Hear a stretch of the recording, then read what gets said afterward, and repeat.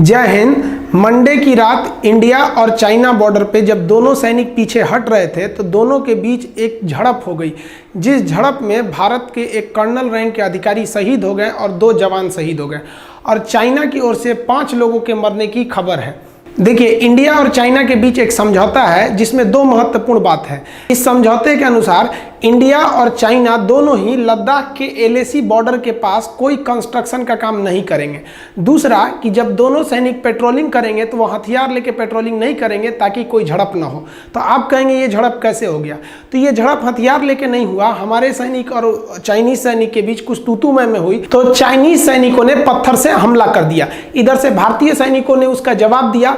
China की ओर से 5 सैनिकों के मरने की खबर है, जबकि चाइना के ऑफिशियल न्यूज ने ऐसा कोई खबर नहीं बताया है कि हमारे ओर से भी कोई सैनिक मरा है। हालांकि आप चाइना पर बिलीव नहीं कीजिए, जब भी चाइना कुछ चीज़ों को छुपाए तो समझिए उसके यहाँ कुछ गड़बड़ हुआ है। क्या उसने बताया कि उसके पास कोरोना के कितने डेथ हैं? वो कभी नहीं बताता है।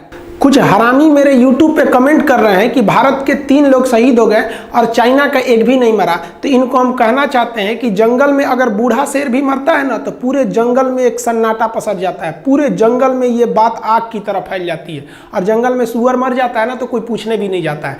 तो भारत के वीर सिपाहियों की शहादत हुई है और हम गर्व से कहते हैं कि हमारे वीर सिपाही बॉर्डर पे शहीद हुए हैं। औकात है चाइना की जो बोल सके कि उसके कुत्ते मरे हैं वहां पे, वो तो बोलता भी नहीं कि मरे हैं वहां पे। देखिए, इंडिया ने भी अपना पूरा स्टैंड खड़ा कर लिया है। इंडिया ने भी साफ कर दिया है कि हम किसी भी कीमत पर बॉर्डर पर होने वाले कंस्ट्रक्शन रोड को नहीं रोकेंगे। इंडिया की BRO यानी बॉर्डर रोड ऑर्गेनाइजेशन ने अभी हाल ही में भारत के अन्य राज्यों से भी हजारों मजदूरों को लद्दाख बुला लिया है कि काम को और तेजी से किया जाए। हम किसी से डरने वाले नहीं हैं। चाइना ने कहा है कि इंडिया LAC पार करके घुस के वहां पे मारा है चाइनीज सैनिकों को, और अमेरिका न्यूज ने भी कहा है कि इंडिया 3rd वर्ल्ड वॉर को शुरू करने जा रहा है। देखिए, इस कॉन्फ्लिक्ट का एक और नतीजा ये हो सकता है कि लद्दाख में जो आज घटना देखने को मिली है, हो सकता है वो हिमाचल प्रदेश, उत्तराखंड में भी मिल सके। सिक्किम और अरुणाचल प्रदेश के क्षेत्र में भी ऐसे झड़प देखने को मिल सकते हैं। यहाँ लद्दाख में आप कहेंगे चाइना के साथ प्लस पॉइंट ये है कि चाइना ने यहाँ अपनी बंकर और सभी प्रकार के सड़कों को बना लिया है, और इस बनाने के बाद उसको समझौते की याद आई, तब वो भारत को समझौता याद दिलाता है कि याद कीजिए हम लोगों ने समझौता किया था कि हम कोई भी कंस्ट्रक्शन का काम नहीं करेंगे। तो भारत कह रहा है कि जितना आप कंस्ट्रक्शन किए उतना हम कर लेंगे, तो भी हम इस समझौते को मानेंगे। हालांकि चाइना पर इंटरनेशनल प्रेशर बहुत ज्यादा है कोविड-19 फैलाने के आरोप में।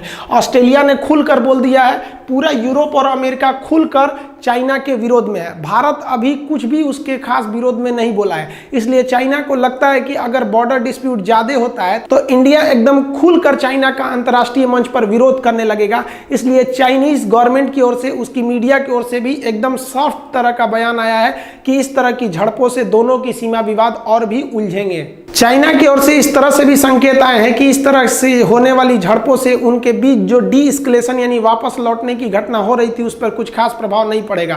लेकिन चाइना पर कभी भी भरोसा भी करने के लायक नहीं है। अगर दोनों देशों के बीच युद्ध होता है तो दोनों देश की आर्मी कितनी तैयार रहती है, किसके पास कितनी मिसाइलें हैं, तोप, टैंक, एयरफोर्स किसके पास है, हेलीकॉप्टर, फाइटर, परिवहन जहाज किसके पास है, हेविट्जर किसके पास है, आर्टिलरी किसके पास ज्यादा है, फ्रिगेट किसके पास ज्यादा है, कैरियर किसके पास ज्यादा है, एंटी सबमरीन या सबमरीन किसके पास ज्यादा है। इस तरह के कंपैरिजन काफी जरूरी हो गया आज के समय में। कल के वीडियो में हम आपको डिटेल से जानकारी दे देंगे दोनों देशों के फायर पावर यानी आर्मी एमुनेशन की तुलना करके।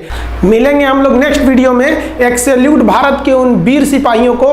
तब तक के लिए जय हिंद।